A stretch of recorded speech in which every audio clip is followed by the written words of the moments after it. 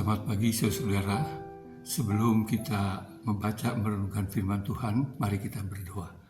Terima kasih kepadamu Tuhan untuk hari yang baru yang boleh kami jalani. Kami hendak menjalani bersama dengan Tuhan. Karena itu kami hendak membaca dan merenungkan firman-Mu. Biarlah Tuhan berbicara kepada kami dan kami siap mendengarnya. Dalam Tuhan Yesus, amin. Saudara, pembacaan firman Tuhan pada hari ini dari 1 Petrus pasal yang keempat, ayat yang kedua sampai dengan ayat yang keempat yang mengatakan demikian, supaya waktu yang tersisa dalam hidup ini jangan kamu pergunakan menurut keinginan manusia, tetapi menurut kehendak Allah. Sebab telah cukup banyak waktu kamu pergunakan untuk melakukan apa yang suka dilakukan bangsa-bangsa yang tidak mengenal Allah. Kamu telah hidup dalam berbagai hawa nafsu, keinginan, kemabukan, pesta pora, perjamuan minum, dan penyembahan berhala yang terlarang. Sebab itu mereka heran bahwa kamu tidak turut menceburkan diri bersama mereka di dalam kubangan ketidaksenonohan yang sama, dan mereka memfitnah kamu.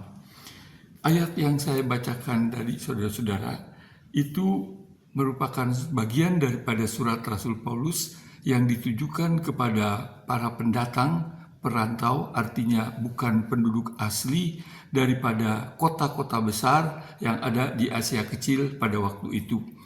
Saudara, suasana kota-kota besar pada waktu itu di Asia Kecil penduduknya yang pertama banyak dari mereka atau umumnya adalah penyembah bermacam-macam berhala dan dewa-dewi.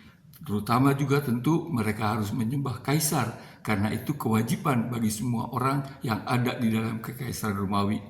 Yang kedua, secara moral, kehidupan mereka umumnya menuruti hawa nafsu, keinginan mereka dengan melakukan bermacam-macam perbuatan yang tidak senonoh seperti bermabuk-mabukan dan sebagainya dan sebagainya. Nah, di tengah-tengah kota yang seperti itulah para pendatang tadi hidup. Bahkan mereka ini tadinya adalah juga orang-orang yang seperti itu atau melakukan perbuatan-perbuatan seperti itu karena mereka adalah orang-orang pengikut Kristus, orang Kristen yang tadinya bekas orang-orang kafir. Saudara, sebagai kaum pendatang, sebagai perantau, mereka merupakan kelompok minoritas. Dan sebagai kelompok minoritas yang ternyata kehidupan mereka berbeda, bahkan sudah meninggalkan yang tadinya mereka lakukan seperti yang lingkungan mereka lakukan, mereka sekarang tidak melakukan itu.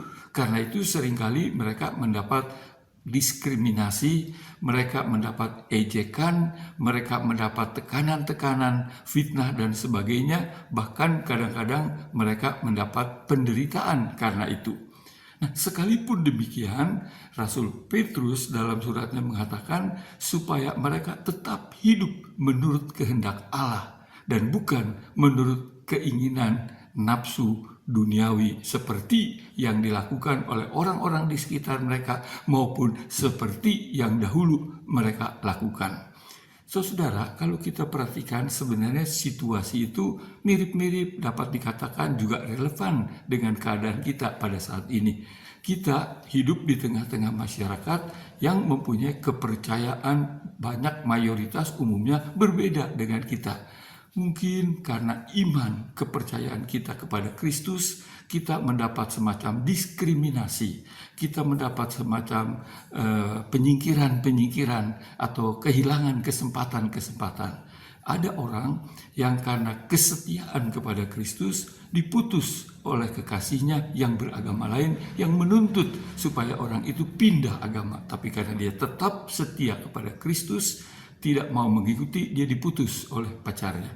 Ada orang yang karena kesetiaan kepada Kristus, mau menuruti kehendak Kristus, mereka mendapat semacam diskriminasi, dalam arti diasingkan, diejek, dibully, bahkan mungkin difitnah.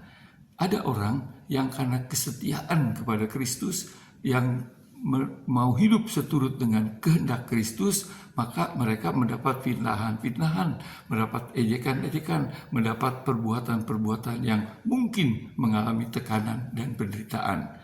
Nah, sekalipun demikian, firman Tuhan yang kita baca tadi berlaku juga bagi kita, supaya dalam sisa hidup kita ini, biarlah kita jalani tidak seperti orang-orang duniawi menurut keinginan hawa nafsu, tetapi menurut kehendak Allah. Walaupun kehidupan yang seperti itu tidak mudah, saudara.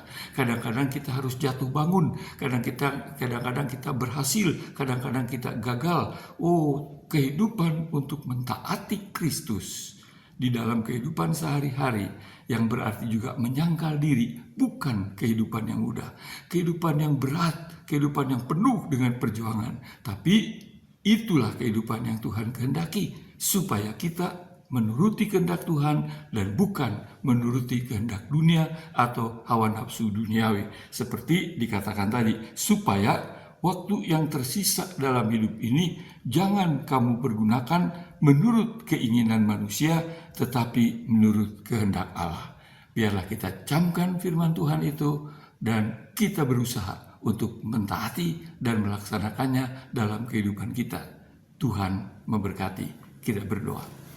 Terima kasih kepadamu Tuhan untuk firman-Mu, tolonglah kami untuk kami dapat memahami, menghayati, dan melaksanakannya di dalam kehidupan kami. Tuhan, berkatilah hidup kami, keluarga kami, usaha dan pekerjaan kami. Dalam nama Tuhan Yesus, amin. Saudara, Tuhan memberkati kita semua. Amin.